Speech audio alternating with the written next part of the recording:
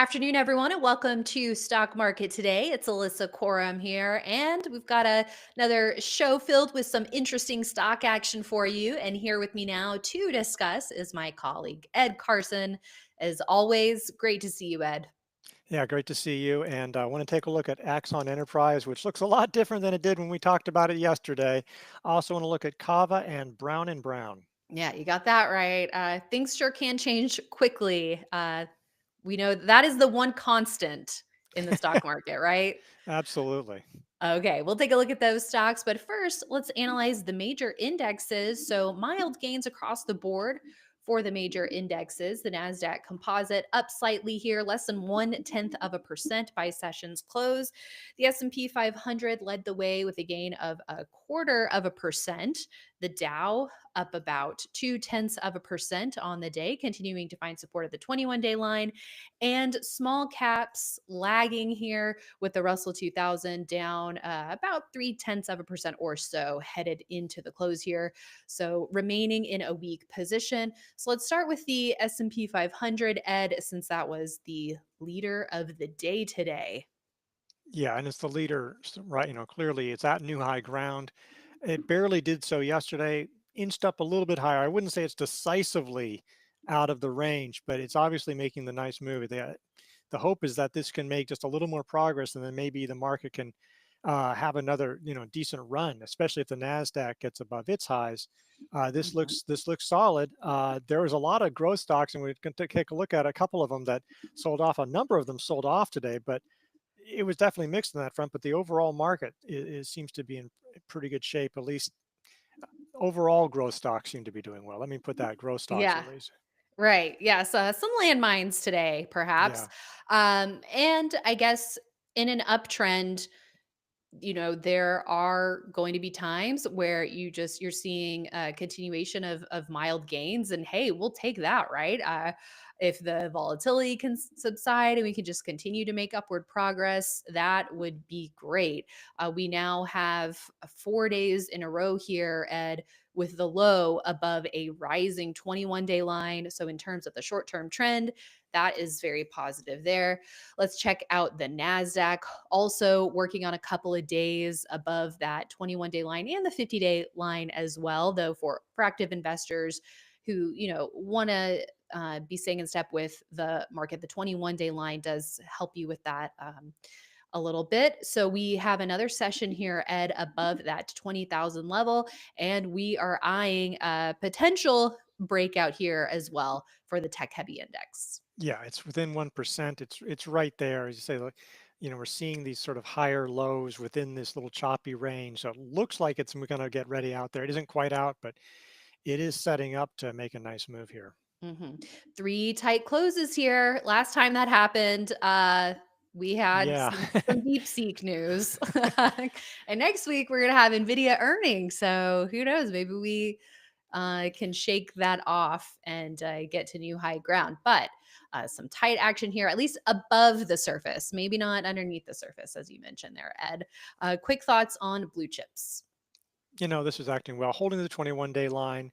It's not leading, but it's doing pretty well. So it's at least participating. The real issue is the small caps, where it barely got above a declining 50-day line yesterday, back below it today. I mean, it wouldn't take much for it to start looking better, but boy, it just every time it gets above certain levels, it sells off. And so would like to see some more breadth. There have been enough stocks to buy, but it would be nice to see some more.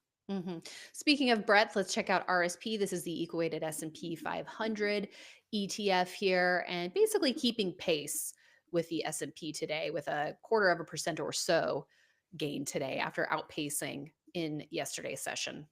It makes such a difference. It's just a couple percentage points above the 50-day line.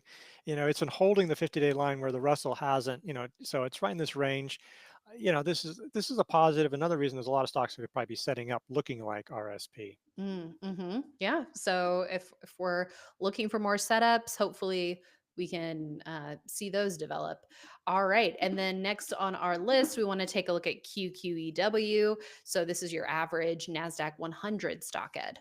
Yeah, and there were some names that sold off. So this is down a little bit. The Nasdaq was up a little bit, but it's right at record highs. I mean, you can't be too upset about that. Yeah, exactly. Okay, and with FFTY representing quality growth stocks, that this is where we saw the damage today, Ed, down 1.6%. Yeah, there were definitely some names that had some big, they're double digit losses, to be frank. And there were some that did quite well, which is why this is only down 1.6. But yeah, this reflects that it wasn't everything positive on the growth front. Mhm. And then let's check out the 10-year treasury yield to check out that bond market action there. So it edged lower, it reversed from a tiny gain, but it's sort of staying in this little mini range within a range. So that seems to be fine. It's when if it breaks above last week's highs, I think people would start getting worried again about how that Mhm. might have impact on the market. Yeah. Okay. Well, one growth stock that definitely was shocking action today here was Axon, the taser maker, down, get this, Ed, 16.4% by sessions close. Looks like it closed at the dead lows here. This comes just 2 days after a compelling looking setup here for the stock with earnings due in less than a week. But the decline here on some news. Yeah, there was a downgrade, and analysts highlighting a recent breakup of a partnership. And probably it was out there, but it wasn't widely known that Axon had used to work with helping to get into law enforcement. Obviously, the analysts saw this as a negative. Obviously, the market saw that as a negative. I think could you actually change the date to 214 because I think it's really important. This looks so good. It's like sort of an early entry here, classic cup with handle. There was just so many nice things about this base. Prior uptrend, everything going the way. Then the next day, classic breakout. I mean, it closed, reasonably pretty solid gain, especially the market wasn't really doing anything. Looking great, relative strength line at all at new highs. Only problem is it looks so good that it felt like there might be a lot of growth investors bidding this one up as opposed to mutual funds that might be sticking around for months. So today was an expectations breaker. I mean, it's just everything changes. It's like I say, like it's a diver who's doing all these amazing twists and turns, and it looks beautiful, and then does a belly flop. I mean, it's just you just can't believe it. It's like that gasp. It's not just bad. It's just like you can't believe that a stock that looked that good would have that, but you have to react to it. Now, maybe when intraday in the much in the morning, it was around the 21-day line, you could sort of see it Mhm, sort of plateaued for a while. It's like, okay, well, maybe you could hold on to some of it. Maybe mhm. that And just maybe drip, turned drip, out to drip, lower, no. lower. Mhm, Yeah, kept on lowering, and then it's had to you have to take action. And mhm, yes, this could bounce back. At this point now, it looks like it might take quite a while. And you have to also remember earnings are coming up. Let's say it rebounds and then they come out with that's probably part of the reason that'll it sold yeah, off. You don't know what next week is going to bring. So it's not like you have much time to would have much time. So you have to take action. This is why we talk about it. It's like just went through everything, failed breakout. Uh, as mhm. beautiful as the breakout and the pattern looked, this was even uglier than that. Yeah, and selling doesn't have to be an all or nothing Yeah. decision, right? So we talk about this all the time. Sell a little bit, even if it's, 10% of your shares or a Hmm. quarter or a third of your position. Leverage the intraday chart. See if in the first 30 minutes or hour, if it breaks below the lows, okay, sell a little bit more. So maybe if you weren't super quick on the trigger. Maybe your first sell was, 45 minutes or so into the day. And then if not, looking at the level that you mentioned, Ed, where it just continued to break and break. So selling in pieces can be helpful, even if it's really hard. And not only that, if it's a stock where you are trying to give it room, clearly it did not bounce back, even for the most patient of traders. Yeah, and I think selling partially not only can that help you avoid the big loss, but it can help you get out when you really need to because you at least got once you get that ball rolling, as you're implying, is like it can really help you make those other sells if you need to. Mhm. All right. Well, disappointing, no doubt. Let's move on to Cava. This is another growth stock that took it on the chin today, down double digits, over 10%, Ed. Yeah, and it just wasn't look. This isn't as bad as Axon because Axon was like it was Yeah. breaking out. This one was trying to set up. and it moved above the 50-day line. Maybe some people took it on there, and maybe it was sort of forming a sort of a low handle heading into earnings next week. Axon also has earnings, but they both have earnings on the same day. But this is a big sell-off. Now, maybe this is a reaction to Wingstop, another highly valued, even without big sell-offs. Wingstop still has a high valuation. Mm, Another big sell-off. So a number of restaurants sold off today. So that may have been a trigger because Cava really needs to maintain that growth.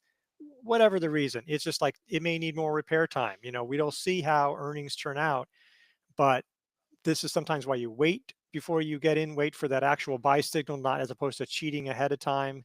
Uh, but if you did get in off the 50-day line or something, this was a pretty clear sell mhm. signal. There may be other opportunities, but this was not good. Mhm. Yeah, and it all depends on your time frame and your Yes, point of reference with things. Because I was in this stock last year for a pretty sure. nice move and had to sell when it broke the 50-day line. Was trying to be super patient with it. Had my final sell, and then when January hit, I was had a little bit of FOMO. Oh man, well maybe should I have kept a little piece of it? So you know, I'm feeling a little bit better today. But it's just you can never, I think, beat yourself up too much about past decisions, because there are so many times where a stock can be higher than where you sold it, or ultimately lower than where you sold it several months down the road. So, there's a domino effect on decisions where, hey, well, if I would have held it through the couple of months where it was dead money, then I probably would have still have been holding it today. So then ultimately it would have been the same, Yeah, price to sell it at. So, you just have to follow your sell rules, find out what those are and manage risk accordingly. So, we'll see what the earnings are like next week. I think you and I had a little bit more to say on this one for this week's earnings cheat sheet dropping Friday. And that's right. Axon too. Yeah, it was like so. They were looking a lot better when I picked those things, but very important reports for And sure. they are. Okay, well, let's end this section with a look at Brown and Brown. The ticker here is BRO. So this is in the insurance space. So something a little bit more calm. Yeah, I thought maybe we just needed a little more protection, a little bit put on your safety belt after looking at those Yeah. other two stocks. This is setting up. There might have been an early entry when it got above the short-term high, say a couple weeks ago, but now it feels like, yeah, it'd be great if it could form a handle. But it's moving up toward the buy point. This has been a steady performer. The growth is going to slow after a couple of big year, a couple of big years, and for insurance, usually doesn't Hmm. grow quite that fast, but it's a steady grower. There's nothing wrong with having something like this in your portfolio. The relative strength line has slowly outperformed. It hasn't been a world beater, but looking over the past couple of years, it has beat the S&P 500. So definitely worth you know checking out for that. This was our stock of the day. Just that not everything. Like on days like this where you see a lot of names going up and down, you know, 8, 10%. Sometimes just nice for your blood pressure to have something that's going a little more steady. And insurance has actually done quite well. And there Hmm. was concerns about the wildfires. This one doesn't seem to be hit too hard. I mean, like the market feels pretty comfortable about this one as it rounds Hmm. out a base. Yeah, absolutely. All right. Well, thanks for putting it on our radar. Before we go, let's check out a couple of stocks with earnings after the close, see if there's any action there. Carvana earnings are out. And this is a stock that made quite a move over the last couple of weeks, even breaking out a few days ago. But the initial reaction here, Ed, shares down over 6%. Yeah, and I don't know what the reason is. And this one can have some big volatile moves on earnings and overnight too. So for sure, but not a good initial reaction coming, after coming up sort of Mm, straight off the bottom in this V shape with not a ton of volume either on it.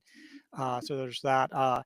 I actually got rid of my last two shares today so I could write about it today. I realized I had two shares like in an IRA account because I had a bigger position before. But yeah, so we'll just see how that goes. And the other one that I was paying attention to was Toast. And right now, I don't think it's doing anything. But my goodness, I in the corner of my eye while we were doing this video, I saw this up like 10%, down 5%. It wow. was all over the place. I don't know for sure that they've had earnings out. It's acted like it's been had earnings out. So we'll have to see how that goes. This one sold off today ahead of earnings because Shift 4, which competes with it, in the restaurant space, really sold off on its earnings. So, that we'll have to see if this one can bounce back on its report. Yeah, it's interesting. I'm seeing a little bit of volatility as well after hours here, Ed. So we'll keep track of this one. I know you'll keep us posted on toast. All right. Thanks as always, Ed. Appreciate your thoughts. Thank you very much. And thanks everyone for tuning in. That is it from us for today, but it is Wednesday. So we do have our weekly Investing with IBD podcast with Justin live at 5 p.m. Eastern on our YouTube channel. Make sure you're subscribing to our YouTube channel to get alerts when we go live. And then we also post it to investors.com/videos and wherever you get your podcasts, whether it's Spotify, Apple Music, etc. So you can also catch it there. This week's guest is Harold Morris, and he's from our team, and he's going to be talking about options. So that'll be fun. So tune in there. And then, of course, we've got IBD Live in the morning, investors.com/IBD Live for all the details on that. We'll see you there. And then we'll also see you right back here tomorrow after the close.